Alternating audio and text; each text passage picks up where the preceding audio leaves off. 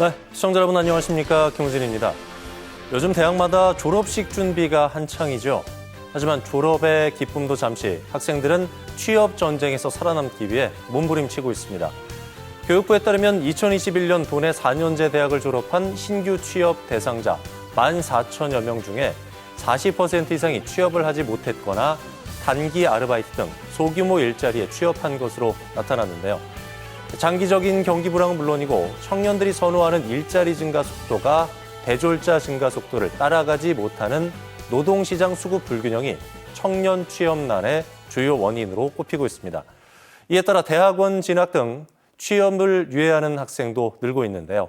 이제 막 사회인으로서 첫 발을 뗀 청년들, 그 초심이 꺾이지 않기 위해서는 하루빨리 경제위기, 취업난의 굴레가 끊어지길 기대해 보겠습니다. 강원도의 오늘과 소통하는 시사 큐레이터 생방송 더 인사이드 시작하겠습니다.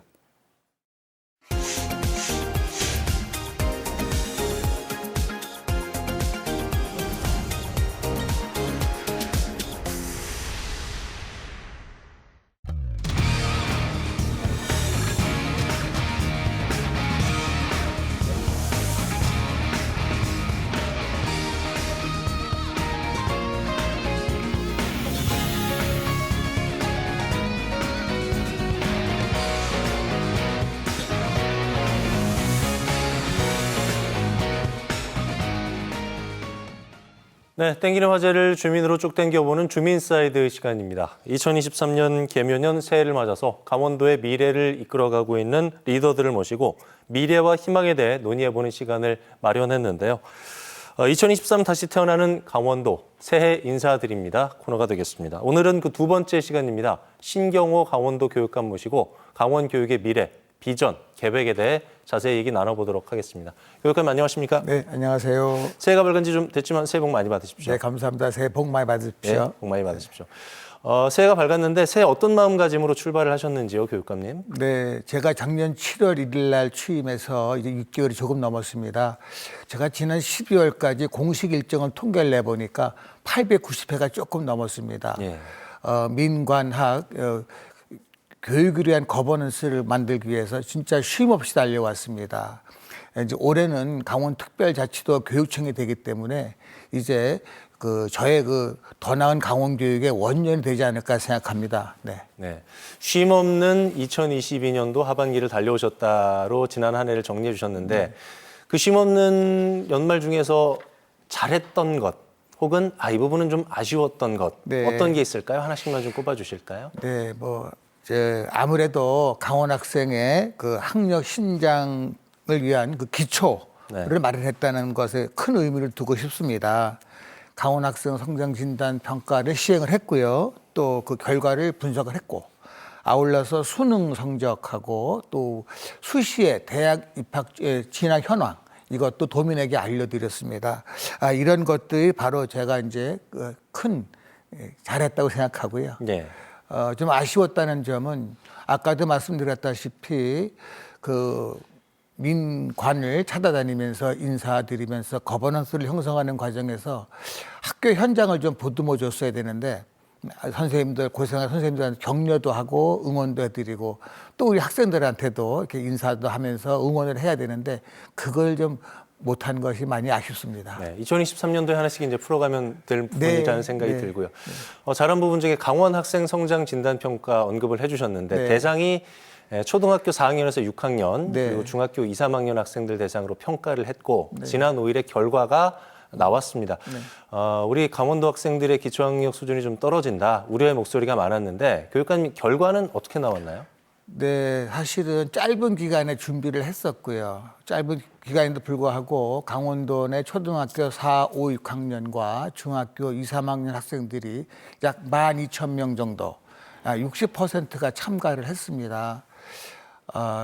초등학교 같은 경우는 수학을 제외하고는 기초학력 미달 학생이 많지 않았는데 중학교 같은 경우는 학년이 올라갈수록 기초학력 미달 학생이 많았고요. 특히 수학 같은 경우는 28%, 그러니까 10명 중에 2~3명은 네. 기초학력이 부진한 것으로 나타났습니다. 네.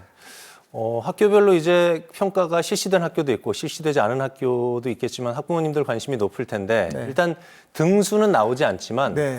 과목별로 성취도에 도달을 했느냐 그 부분하고 과목별로 좀 부족한 부분에 대해서 어떤 부분이 부족했고 이것을 네. 어떻게 보완할 것에 대한 그렇습니다. 것들이 자세히 나와 있는 걸로 알고 있는데요. 네. 내 아이의 부족한 부분이 나온 부분에 대해서는 네. 어떻게 학습을 해야 되는지 네. 학부모님들은 좀 막막하실 수가 있을 것 같거든요. 가정에서는 어떻게 해야 되고 교육청 차원에서는 어떤 지원 대책을 마련하고 계신지요? 네, 사실 가정에서 우리 아이들이 그 수학 같은 경우 특히 네. 그 학습 조력자가 된다는 것은 쉬운 일이 아니거든요. 그러나 가정에서 부모님들은 우리 아이들이 규칙적으로 학습하는 습관을 기를 수 있도록 즉 SNS 활동 같은 거 하지 말고 생활 계획표를 짜서 책상 머리에 앉아서 진득하게 공부할 수 있는 그러한 습관을 길러주는 게 중요하고요. 그다음에 저희 강원도 교육청에서는 그 강원 학생 성장 진단 평가 결과를 토대로 해가지고 협력교사 예. 그리고 또 소인수 맞춤형 교과 보충 프로그램 운영 또 학습 종합 클리닉 등등 다양하게 학력 지원 프로그램을 운영하려고 하고 있습니다. 특히 인공지능 그다음에 학습 데이터를 활용하여 맞춤형 학습 지원에 줄 강원도형 AI 학습 지원 프로그램을 구축하고 있습니다. 네. 교육감님께서 취임 직후부터 계속해서 추진해 오셨던 조직 개편 최근에 마무리가 됐습니다. 2월 초에 이제 인사 단행 예정인데 선택과 집중을 하신 걸로 알고 있거든요. 어떻게 진행이 됐습니까? 예, 말씀하신 대로 본청 및 지역교육청을 재구조화를 통해서 학교의 교육력 확보 그리고 학교 지원을 위한 시스템을 마련하고자 조직 개편을 단행하였습니다. 예. 가장 큰 변화는 정책국이 신설되었습니다. 2국이었던 것이 3국이 됐고요. 예. 그다음에 정책국에는 정책기획과 안전복지과 교육지원과로 구성되어 있습니다. 이 교육 주체들의 이해와 가치를 균형 있게 조화를 이루는 교육 정책을 마련하고 대내외적인 교육 협력을 통해 안전하고 즐거운 교육 환경을 만들고자 그렇게 신설하였습니다. 그래서 강원도 교육청 본청에서 49명이라고 하는 인원이 학교 현장과 지역교육지원청으로 내려가게 되어 있습니다. 그렇군요. 네. 교육감 유아 무상 교육에 대해서도 계속적으로 이제 사업이 추진 중인 걸로 알고 있는데 사립유치원 운영비 지원 사업이 추진이 되면서 학부모님들이 이제 좀 비용적인 부분에 있어서 네. 경제적 부담을 덜 수 있을 것으로 실질적으로 부담이 좀 줄어들 것으로 예상이 되는데 유아 무상 교육 실현 이 부분에 대해서는 교육감님께서 어떤 그림을 그리고 계신지요? 네, 저는 지금 정부에서도 앞으로 유보 통합을 할 예정이고 예. 또한 유아 교육을 무상 교육적으로 가려고 하고 있습니다. 예. 그래서 저는 제가 선도적으로 지난해 9월부터 금년 2월까지를 사립유치원 학부모님들한테 그 유치원비의 그 부담을 좀 덜어드렸습니다. 네. 그 최대 그러니까 이제 뭐 똑같이 한 건 아니고요. 그래서 최대 10만 원까지 이렇게 예. 월 10만 원을 지원을 해드렸습니다. 이 힘든 시기에 우리 사립 유치원을 보내는 학부모님들이 그래도 가게에 도움이 됐으면 하는 바람이고요. 예. 이와 더불어서 누리교육과정 대상 유아 학부모의 교육비 부담 제로화 방안과 관계하여 단계적으로 유아 무상교육을 실현해 나갈 계획입니다. 네. 최근에 강원도청 신청사부지가 동래면 고은이로 확정이 됐습니다. 이에 따라서 도교육청도 함께 이전하는 방안도 논의가 되고 있는 상황인데요.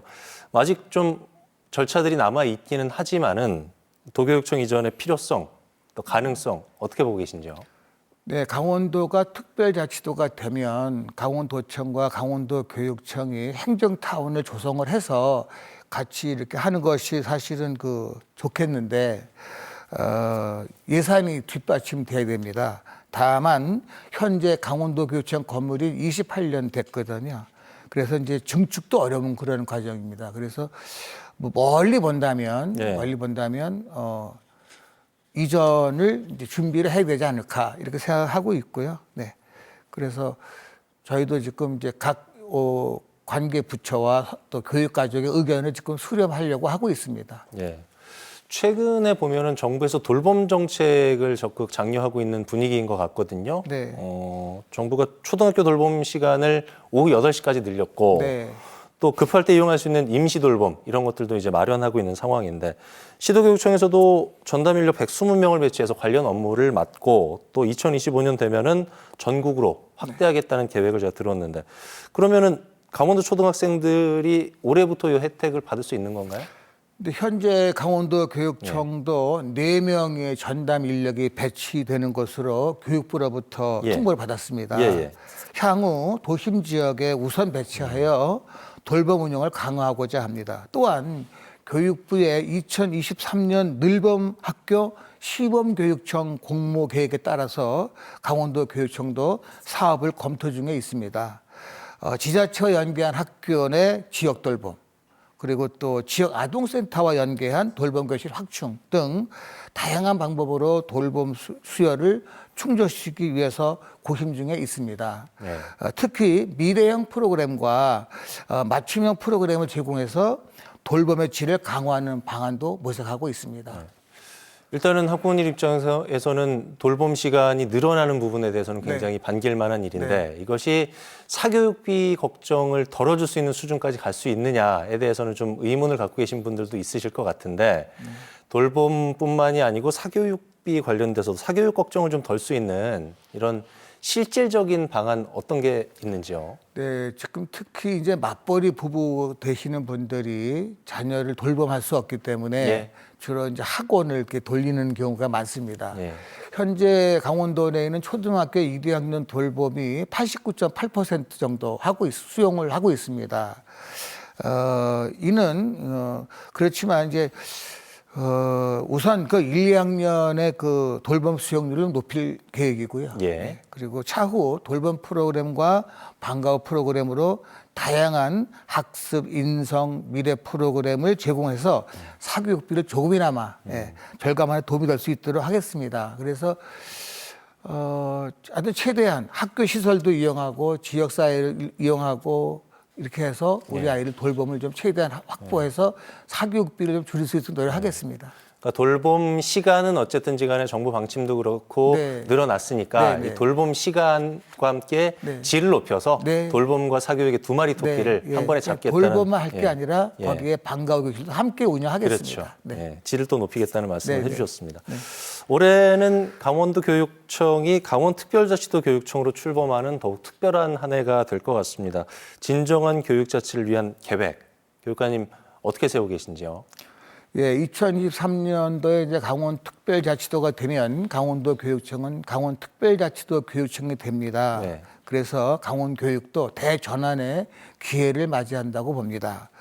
예, 강원특별법과 연계해서 교육 자치와 교육 경쟁력 강화를 위한 교육 특례를 준비하여 강원 학생의 미래와 강원교육의 재도약을 준비할 계획입니다. 또 제가 항상 강조하는 부분이지만 우리 아이들의 미래를 위해서는 튼튼한 학력 기반이 필요합니다. 체계적인 학습 진단 그리고 평가와 연계한 맞춤형 교육 지원, 또 에듀테크 기반의 미래지향적인 그 교육 지원 시스템 등 기초와 기본 그리고 미래를 아우르는 그런 교육 지원을 바탕으로 강원 학생의 학력 신장을 위하여 최선을 다하겠습니다. 네. 교육관님 분위기를 좀 바꿔볼게요. 네. 저희가 OX 퀴즈를 앞에 편말을 준비해놨거든요. 예. 네, 교육관님의 생각과 바람을 네. 스피드 퀴즈를 통해서 한번 알아보도록 하겠습니다. 네. 부연 설명은 질의응답이 다 끝난 이후에 하도록 하고요. 네. 질문을 좀 차례로 드리도록 하겠습니다. 준비되셨습니까? 네. 시작하도록 하겠습니다. 네. 첫 번째 질문입니다. 공부 못해도 좋다. 튼튼하게만 자라다오. 이거 옛말이다. 5를 들어주셨고요. 두 번째 질문입니다. 기초학력 올릴 수만 있다면 언제든 욕먹을 각오가 돼 있다. 5를 들어주셨습니다. 세 번째 질문. 강원특별자치도 교육청 출범으로 사실 달라지는 거 별로 없다. 아니다. 달라지는 게 있다고 말씀해 주셨고요. 네 번째. 지방대 소멸 위기 극복. 지역에서 자체적인 해결이 가능하다. 5를 들어주셨습니다. 마지막 질문입니다. 믿을 수 있는 공교육. 나 신경호 교육감이 만들겠다. 네. 5를 들어주셨습니다. 5개 질문을 드렸는데 4개 질문에 5를 해주셨고 3번 질문에만 X를 해주셨는데 공부 못해도 좋다. 튼튼하게만 자라다오. 이거 옛말이다라고 네. 말씀을 해주셨는데. 네, 미래에는 그 학력, 예. 그다음에 인성, 건강을 아우르는 종합적인 역량이 필요합니다. 그래서 기본 소양 교육과 문해력, 또 인성 역량까지 길러주기 위해서 강원도 교육청에서 전문성 있게 준비하겠습니다. 네.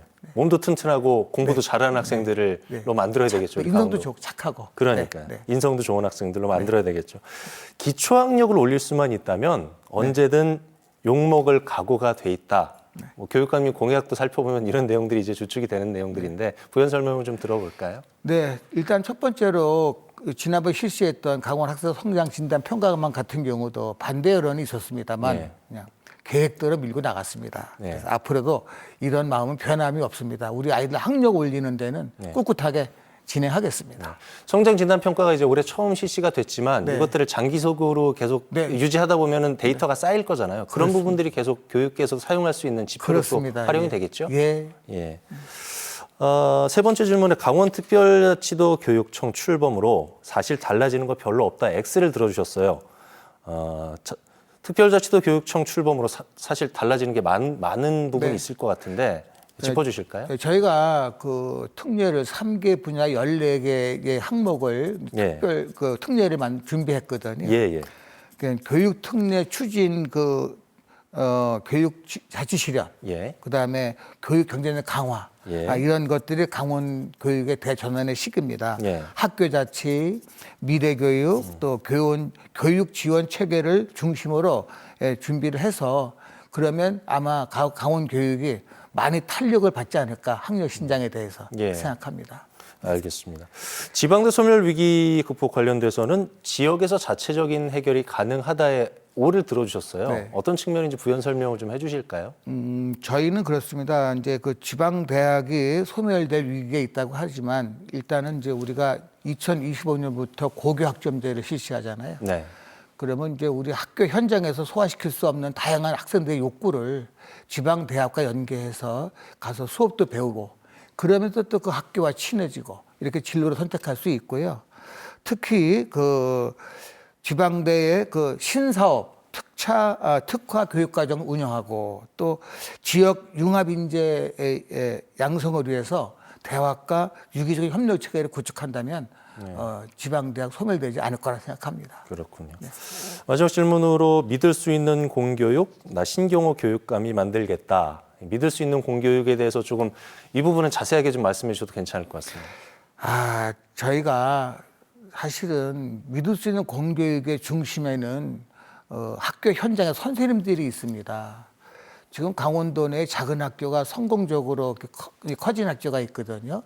영월에 있는 신촌초등학교나 양양의 현북초등학교, 원주의 황돈중학교 등 이런 데 가보면 정말로 선생님들이 열정이 아주 넘쳐납니다. 그래서 저는 이 공교육에서 선생님들이 열정을 가지고 아이들을 가르치고 사랑으로 가르친다면 분명히 도민들이 믿을 수 있는 그런 강원교육이 될 거라 확신합니다. 네. 작년 한 해 연말에 굉장히 많은 그 행사들 그리고 네. 많은 교육과 관련된 일을 하셨다고 들었는데 현장 목소리를 좀 들어보시면은 네. 학부모님들, 선생님들 여러 가지 요청사항이 좀 많을 것 같아요. 네. 현장에서 어떤 얘기들을 주로 많이 수렴을 하셨는지요? 네, 이 현장에서 학부모님들 먼저 말씀을 드리면 예. 우리 아이가 공부를 잘하는지 못하는지 모르겠다. 그리고 또 고등학교 학부모님 같은 경우는 우리 애가 진로를 어떻게 해야 할지 모르겠다. 예. 이런 말씀들을 하십니다. 예. 그러니까 저는 지금 그동안 공교육의 순기능을 제대로 못했구나 하는 생각이 있습니다. 그래서 예. 앞으로는 학교와 학생과 학부모가 소통을 잘할 수 있는 그런 관계를 좀 만들어 보겠습니다. 그렇군요. 새해가 밝았습니다. 혹시 교육감으로 말고 개인적으로 올해 좀 소망이라든가 이런 게 있으시면 어떤 걸 꼽고 싶으신지요? 교육감으로든 개인적으로든 제가 네, 예. 4년 전에 교육감 선거에 출마했다 실패하고 다시 준비한 이유는 우리 강원도 아이들의 탄탄한 미래를 준비해주고 싶어서였습니다. 네. 그래서 저는 올해도 하여튼 동분서주하면서 우리 아이들이 열심히 공부하고 예. 또 열심히 배우고 그다음에 또 착하게 클 수 있도록 예. 그러한 교육을 하고자 하는 것이 제 꿈입니다. 네. 자, 마지막으로 2023년 새해 새 희망을 담아서 강원도민 또 강원교육가족분들께 한 말씀 좀 부탁드리겠습니다. 교육감님. 네. 존경하는 강원도민 여러분, 저 심경호는 취임 후 지금까지 도민 여러분의 성원과 지지 덕분에 강원 학생을 위한 교육 정책을 뚝심 있게 추진할 수 있었습니다. 새해에는 강원 교육의 새로운 도전이 기다리고 있습니다. 도민 여러분들의 지지를 바탕으로 강원특별자치도 시대 경쟁력 있는 교육을 준비하겠습니다. 올해 매사 진선이라는 말을 자주 하게 될 것 같습니다. 학생들이 언제나 어디서나 자신감 있게 자신의 꿈을 펼칠 수 있도록 항상 최선을 다하도록 하겠습니다. 저와 강원도 교육청이 우리 아이들을 위해 힘쓸 수 있도록 많은 관심과 지지를 부탁드립니다. 네. 올 한해 강원 교육 발전을 위해서 힘써주시겠다는 약속 꼭 지켜주시길 부탁을 드리겠습니다. 신경호 교육감과 함께 얘기 나눠봤습니다. 교육관님, 오늘 말씀 고맙습니다. 네, 고맙습니다.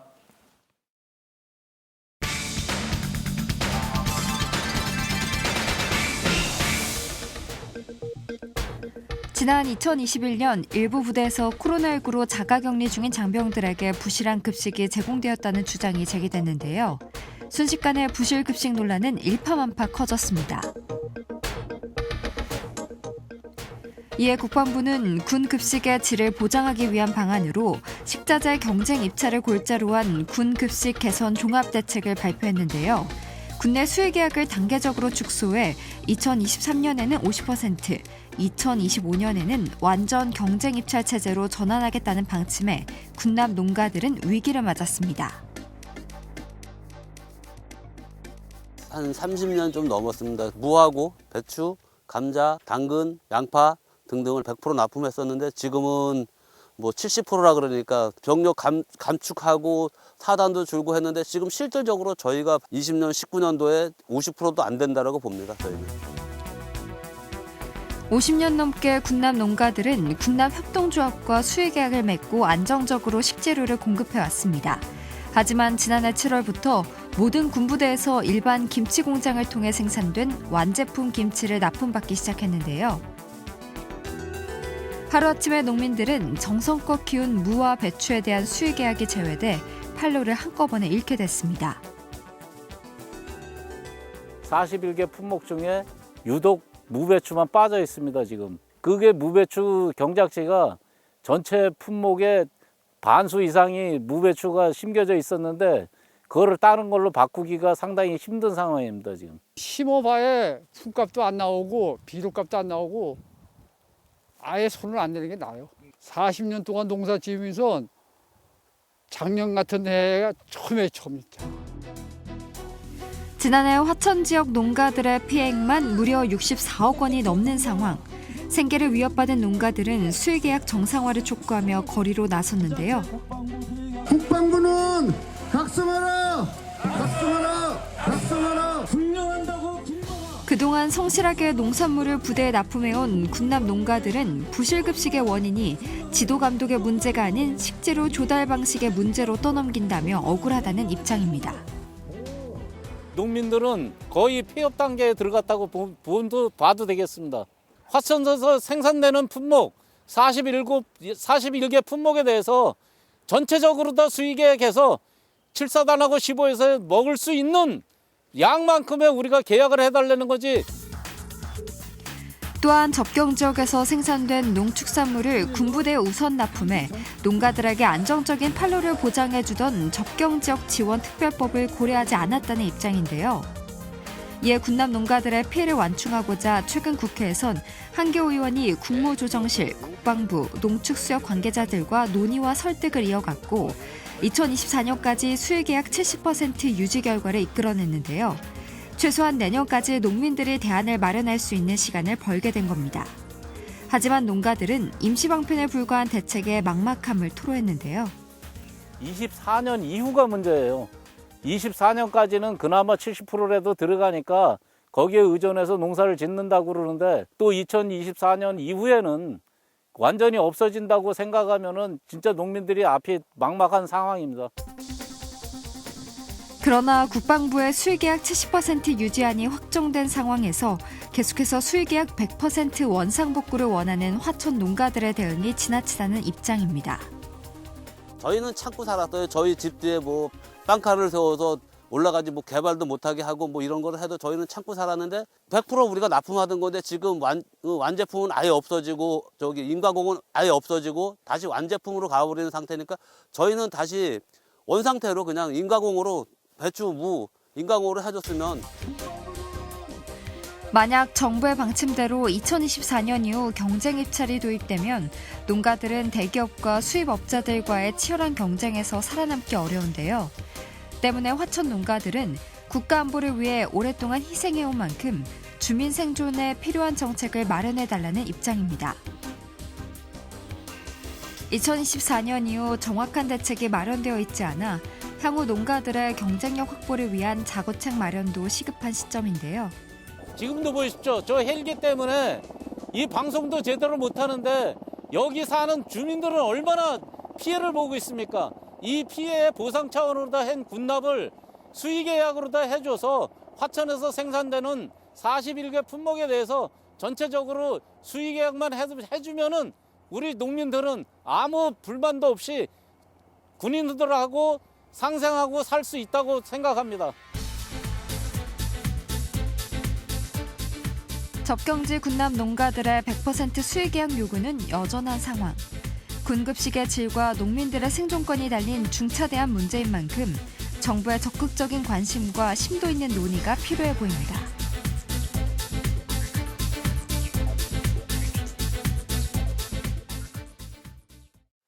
네, 1월 12일 목요일 생방송 더 인사이드 저희가 준비한 소식은 여기까지입니다. 편안한 저녁 보내십시오. 고맙습니다.